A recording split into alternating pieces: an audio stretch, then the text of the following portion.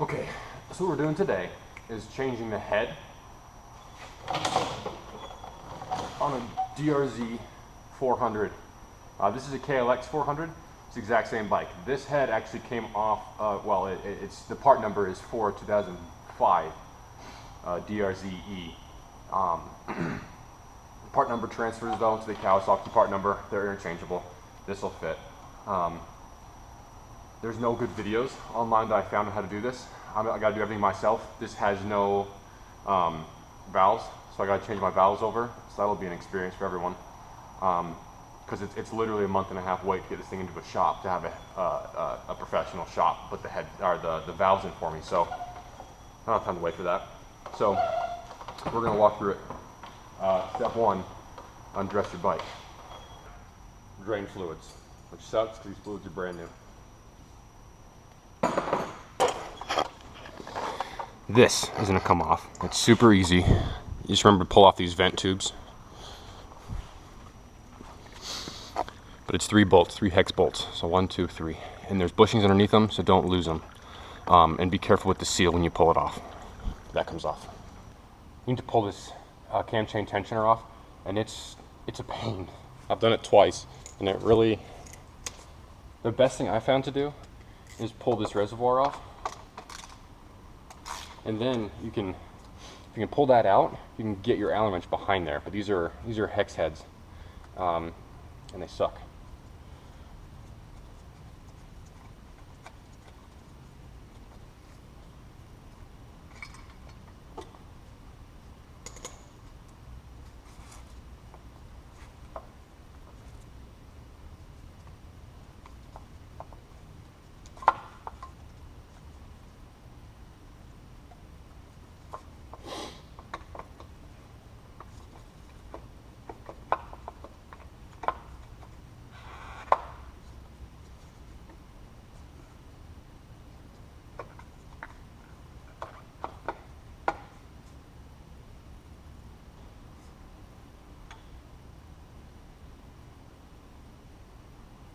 Okay, just go ahead and pull the exhaust off.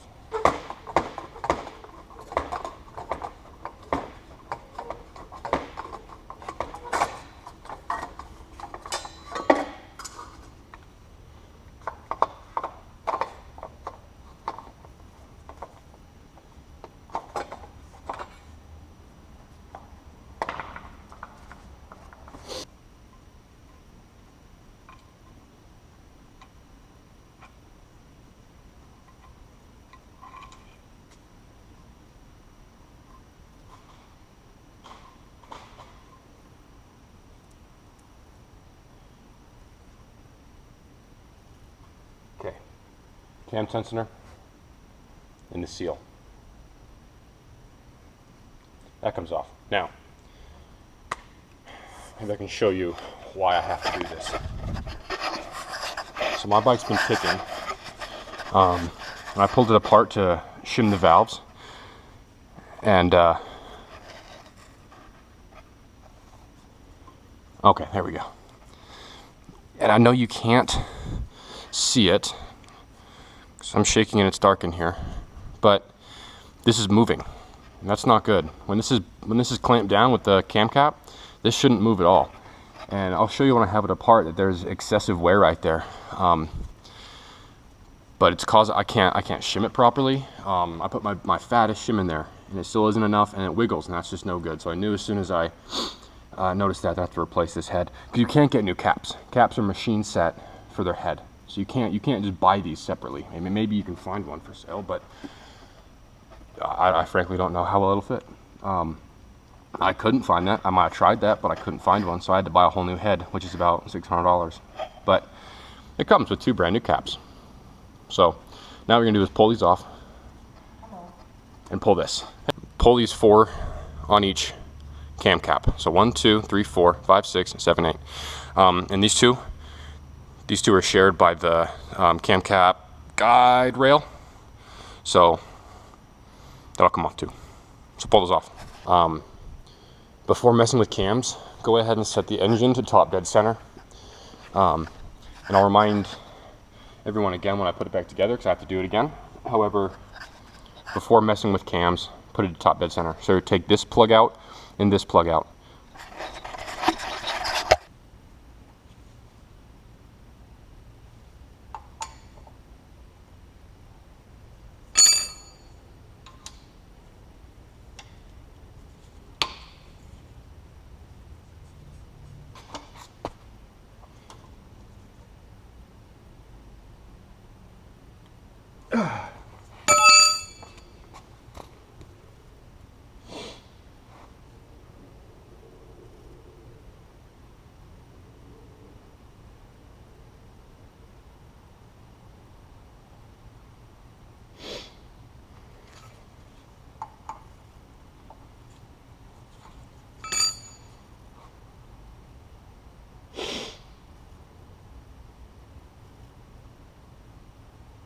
Okay, so after rounding that out, go ahead and get a cold punch, a hammer, and just add one of those to your shopping list.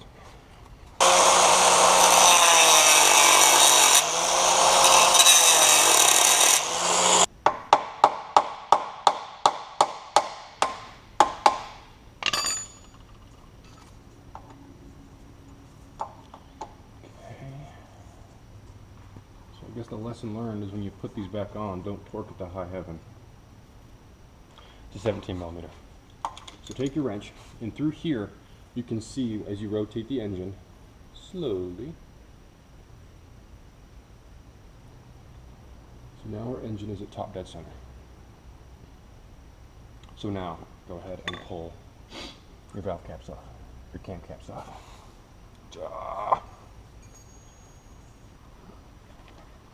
Cam caps should lift out. Okay.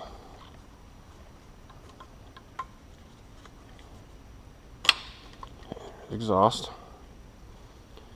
Maybe you can see that, how just scored that is.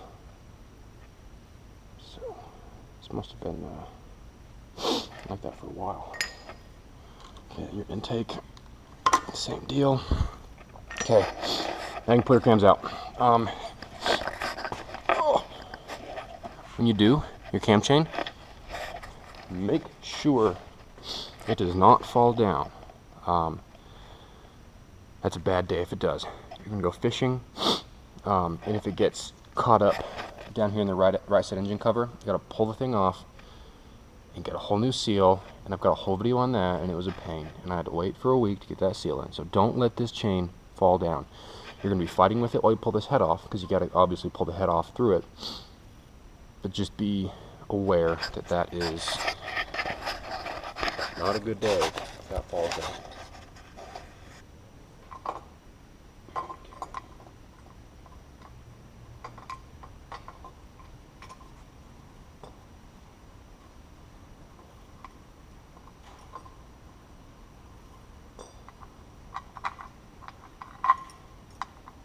Off this bolt, your thermostat is behind there, so pull that off. And frankly, you can pull that thermostat housing off after. You just want to pull that hose, and your exhaust. You also have to pull off this.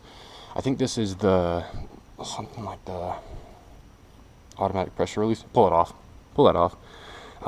Pull your mounts off, and then pull your carburetor. So pull that back. You have to unscrew it. And just try, you got to force it, but just try and slide it back to get it out of the way. Okay, this thing's ready to come off. So I've got my carb rolled back. I've got the motor mount pulled off. I've got the hose pulled off of the thermostat. I've got the 2 hold down bolts right there taken off. And what else did I do? That was it. So there's 4 bolts, 4 hold down bolts. It's a 12 millimeter. They're torqued, and they're torqued tight. So make sure you have the right size on there.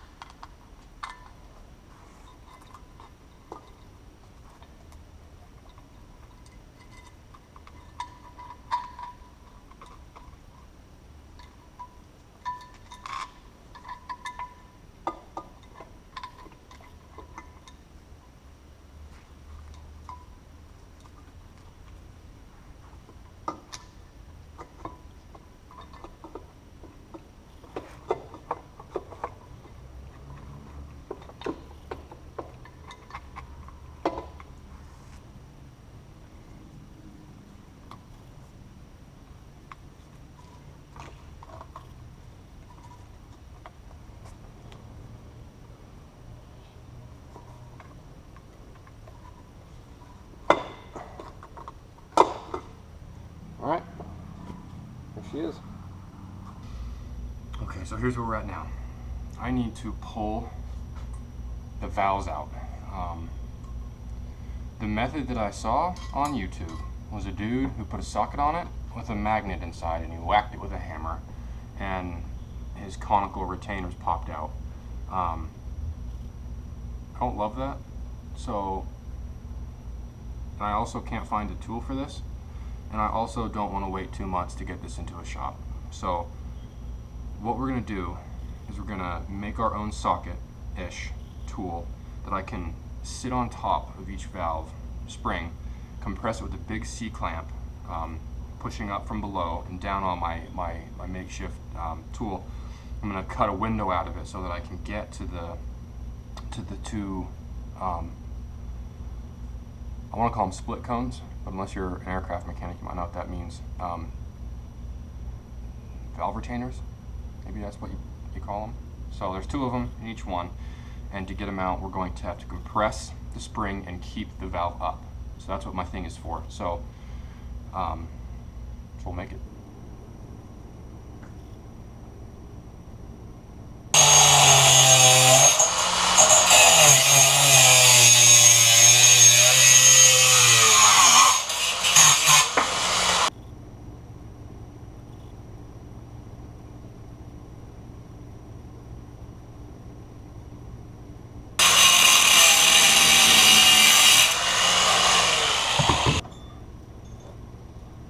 Okay, you see what I'm trying to do there?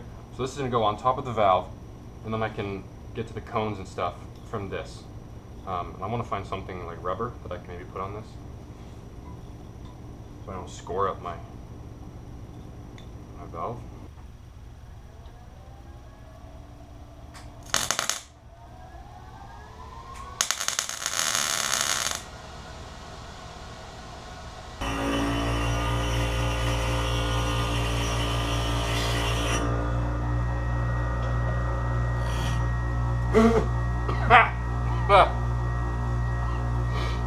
Ow!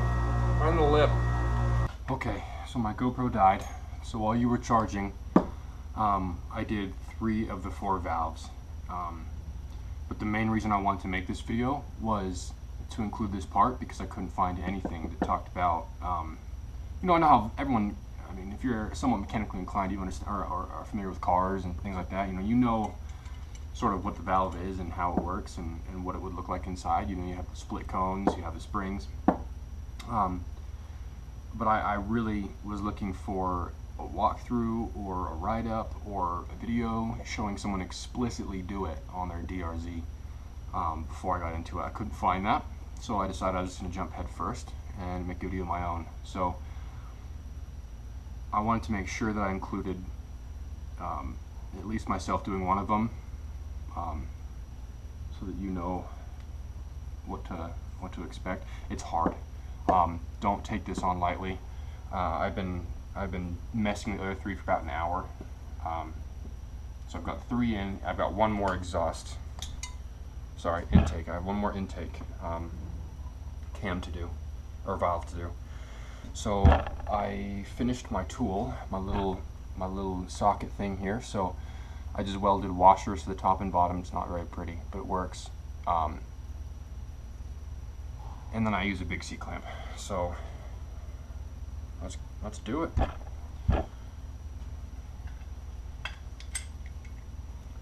So there's my working port. So that goes down and up on top of the valve.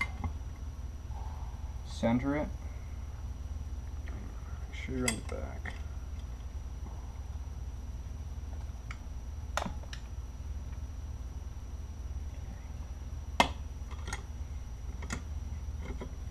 Taking them off, it's a lot easier than putting it back on.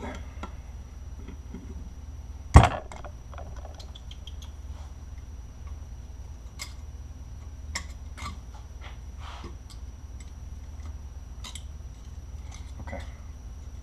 Maybe I can see if you can see in there. But so once you've pushed down your spring, your 2 split cones become loose, and you can knock them out with a scribe So that's what I've done. So you can see the two split cones are sitting there in the tray. So now you just back everything out.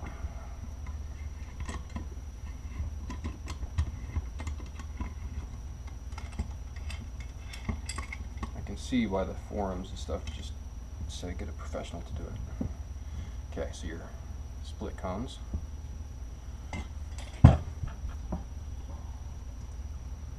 Top spring, and there's an inner spring, so there's two springs.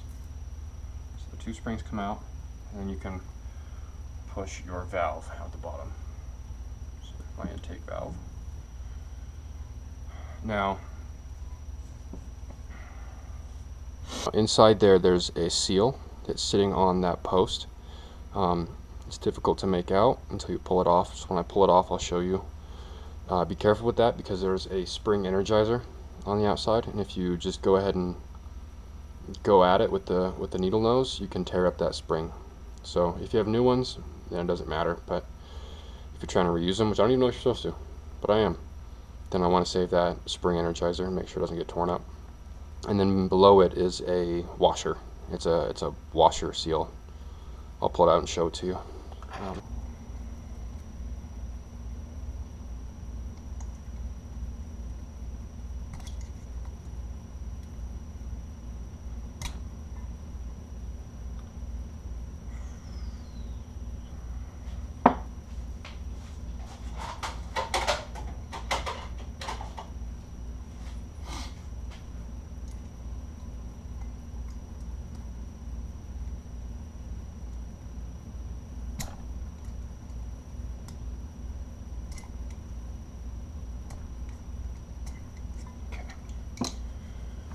So on the bottom of that little, it is rubber where the energizer is, but below it is just plastic. And I've found success by getting below with scribes, getting to it from the bottom. So this is it. So this is kind of a harder rubber plastic, and then it seems to be a softer plastic, and then there's, if you can see it, there's that energizer. So this goes on the post. So we'll set that aside. I'll pull that washer out. There's my other scribe. There we go.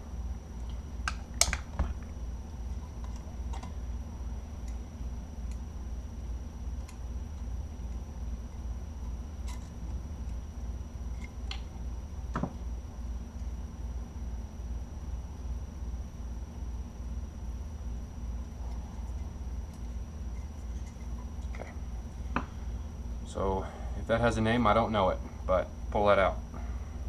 We're just about done with that completely. Here's our new head. So I've got valve, valve, valve in there. So now it goes down your shoulder. You have two shoulders actually, they go up. So the flat side goes down with the conical side down. So that comes in our seal. Now, it doesn't take much to put it on. Just set it on top. Oh, let me show you actually what it's doing. So there's a post right there, and that's where your valve rides inside that metal post, and this is the seal to keep oil in.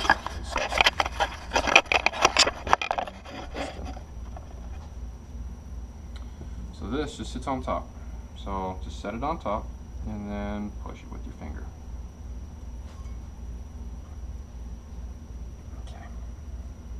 Okay. Now the valve. This is where it gets kind of hairy. I'm getting better at it, but it just sucks.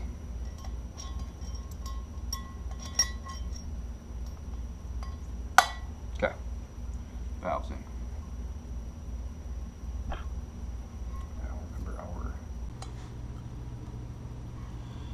Once you get your springs on, you take your tool, or however you're actually supposed to do this. Maybe I'm making life really difficult by doing this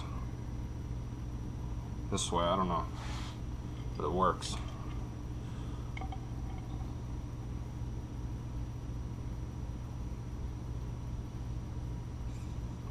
This is where you really need 3 hands or a shop help. Because you got to keep this thing centered and make sure you're not trying to screw into your head instead of your valve.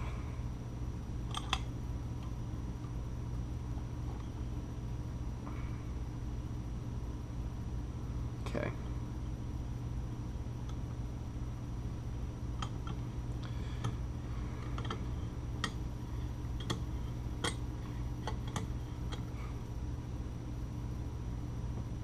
All right.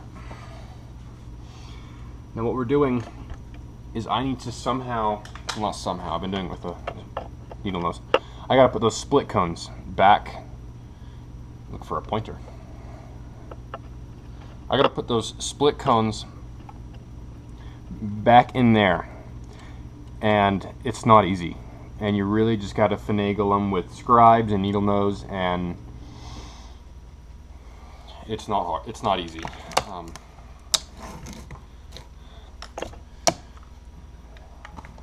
So let's get to it. I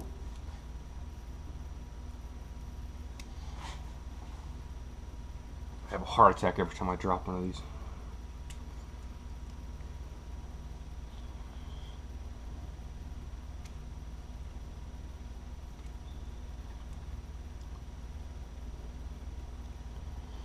Okay.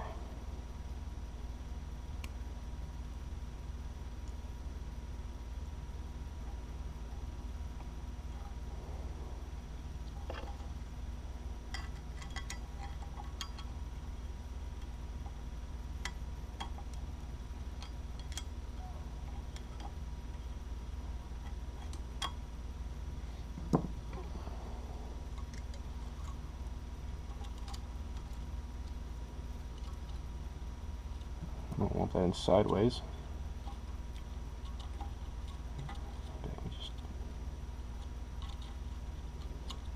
Okay, that's one of them. They're not going to be seated until you actually relieve your C-clamp or release whatever you're using to keep the spring loaded. So it's very likely you'll knock that out. What I was doing earlier was flipping it, so it was easier to put the one on the bottom, like how I just did it, but then I would use a scribe and I'd spin it around so it was on top, so I get the other one underneath it. I very well may have to do that here.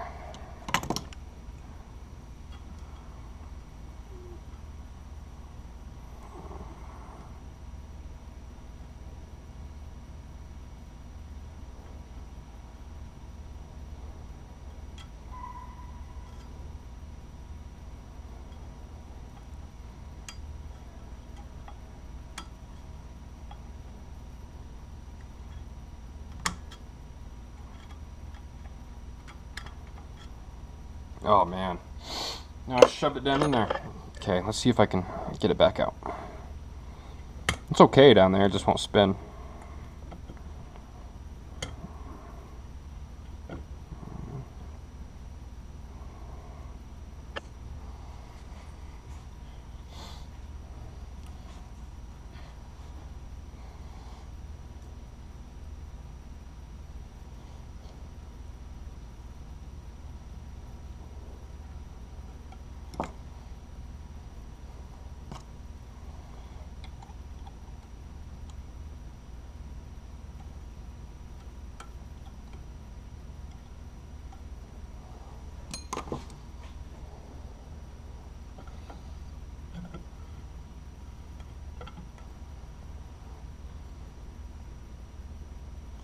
Oh man, you're so close.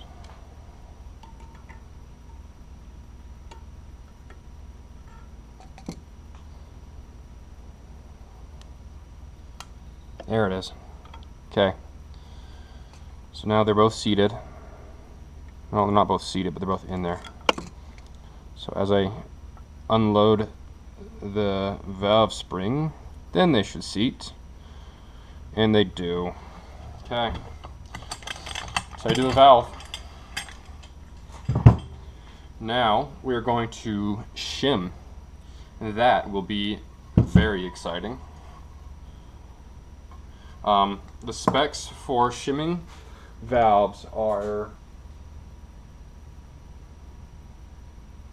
alright, to shim you need, on the intake side it is 0.10 to 0.20 millimeter clearance. On the exhaust side it's 0.20 to 0.3. So 1 to 2, 2 to 3. Now the way that I was shown how to do it at first was to, while on the motorcycle, make sure you're at top dead center, and then using a feeler gauge, see what you're at, pull your cams off, and then adjust accordingly. Since I have it right here, I'm just going to do it. And to do that, you got to put your cams in, put your caps on, and with no shim underneath your buckets, and measure. And then I'm just going to see how many stacks I can fit.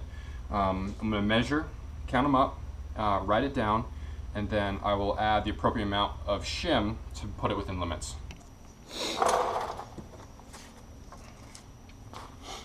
Okay, I'm not going to bore you with the reinstallation. Just do what you did in reverse. Just be careful. For instance, there are steel washers that go between the head bolt and the bolt.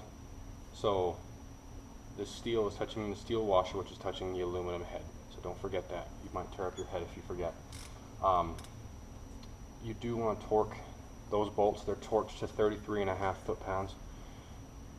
I don't want to torque anything else, but that's a critical thing. So torque it. 3.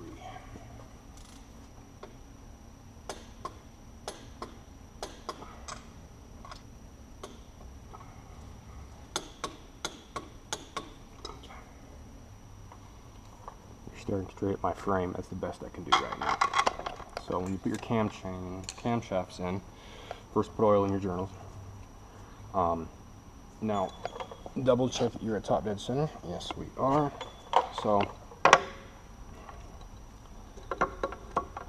when you put your exhaust cam in, there's markings on the cam drive gear.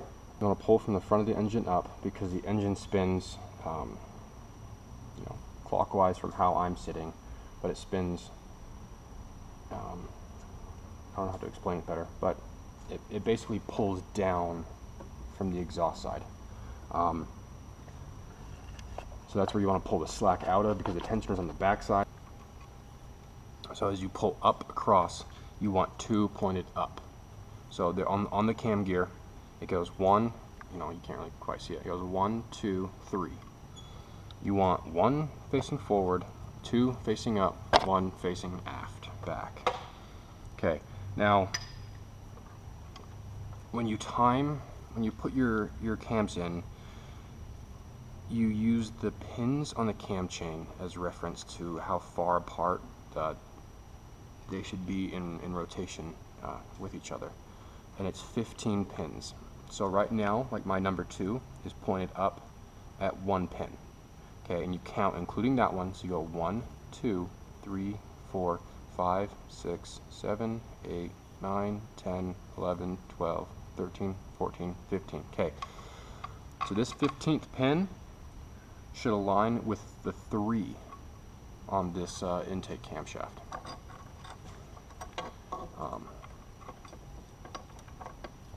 Sometimes it just takes a little bit of trial and error to.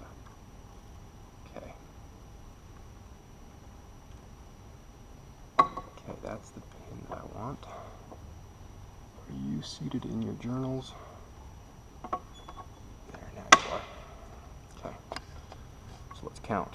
1, 2, 3, 4, 5, 6, 7, 8, 9, 10, 11, 12, 13, 14, 15 pins. Okay, so once you've got your cams in your 15 pins, you double check your top dead center. Then you can put your cam caps on. Again, throw some oil in those journals so that they're not running raw when it first starts up. So now these, they have a torque, but if you have read any of the DRZ KLX literature on the subject of camcap head, camcaps. I've heard from more than one person that they stripped it, even when they torqued. So, because this is aluminum head, and you know what? This head was not cheap. I paid $500 for this head, and that's a great price. It's from a guy who didn't need it. And they take about 2 months to get here because they come straight from Japan. Because I looked. So I really don't want to strip that out. So what I'm going to do is I'm going to use Loctite. Now to double check our shimming, we're going to take our one.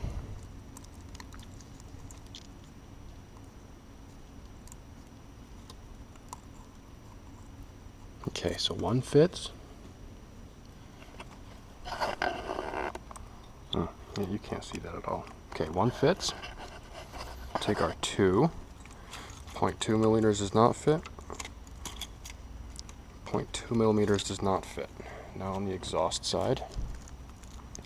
Remember, the exhaust side is 0.2 to 0.3. Okay, so 0.2 is smooth. Okay, 0.2. Okay, and then 0.3 should not fit. Nope. Nope. Okay. Our valve shimming is good. Okay, I want to explain a little bit about the cam chain tensioner. I was really confused when I first started because everything I saw and read and watched was telling me that this should be an auto tensioner with a spring and a ratchet. And this is not that. I had frankly no idea what I was looking at. So I pulled it apart. And so what we're looking at here, there's a big spring. I mean, the other one has a spring too. The other one, it works on a linear basis. This is a rotational basis. So this guy just drops in.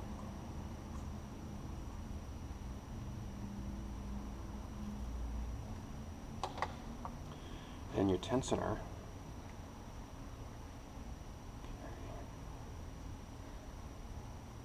as it spins, basically it's on a twisting basis. So once you put this clip back on, it doesn't go in and out.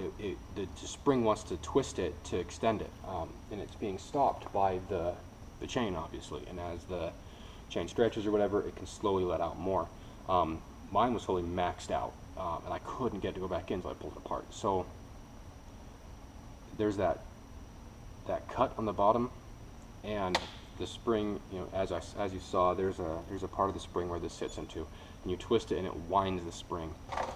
Okay, now to set this, you extend the piston to its longest position. You put it back in there, making sure that that slot that's cut into the bottom of it is hugging the bottom of that spring. It's not difficult, but you just gotta watch what you're doing. And then with the screwdriver, small flat head, you just wind it. So you wind it to its short position, and you can see that as it wants to go out. It won't go back in.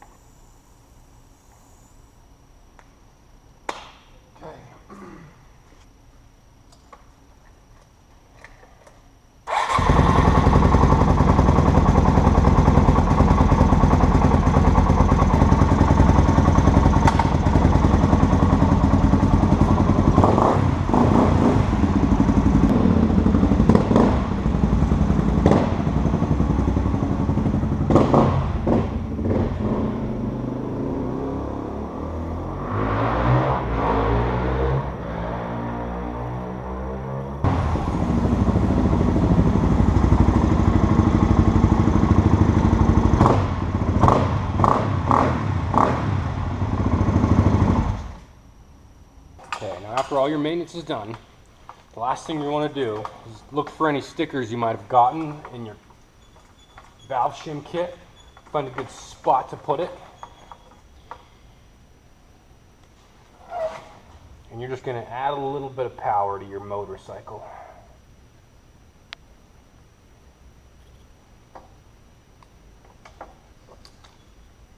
Yeah. That'll solve all the problems I've got.